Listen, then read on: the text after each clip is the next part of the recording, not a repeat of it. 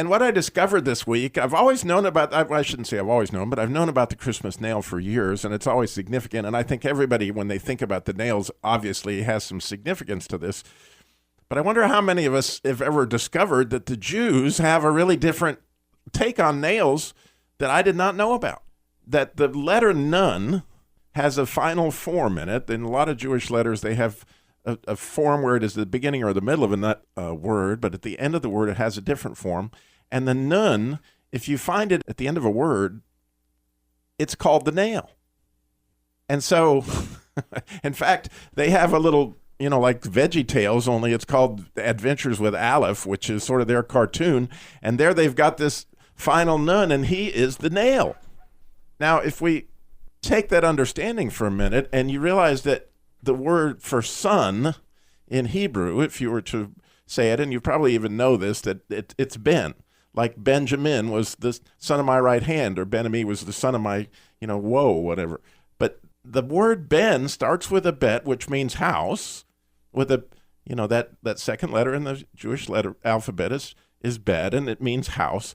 And then there's a nail. There's this nun at the end. So Ben, you hear the N, and so you get house builder, which is what a son is, because, my son Robbie, the third, has got the last name Dillmore, and so my house would be built by my son, continued the family name, so to speak. But if you think about the ultimate house builder, I'm sure you've put this together by now, that he was a carpenter, and he used nails to build his father's house. And oh my goodness, is it a coincidence, do you think, that when you look at the word son in Hebrew, that it has this nail at the end of it, this ben, this bet, and this nun? So once I discovered that, I went looking in the scriptures, and I'll just share a couple scriptures with you that really just blew my mind. And I did not know that one of the names for Jesus in the scriptures, one of the places where he's prophesied about, he's actually called the nail. So in Ezra 9:8, if you look that up, by the way, I have all these, the link to the final nun and the Adventures of Aleph and all these scriptures I'm fixed to quote are all at christiancarguy.com if you want to check them out. It's just beautiful.